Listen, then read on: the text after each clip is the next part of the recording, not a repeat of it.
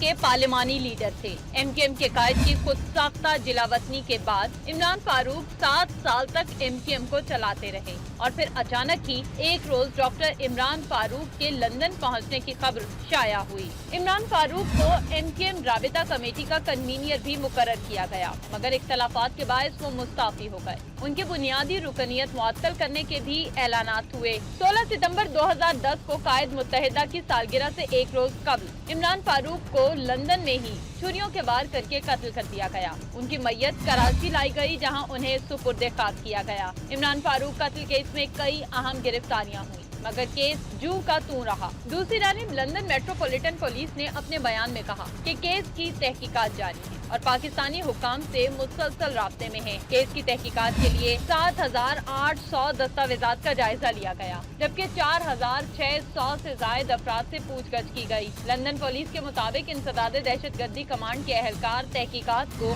منطقی انجام تک پہنچانے کے لیے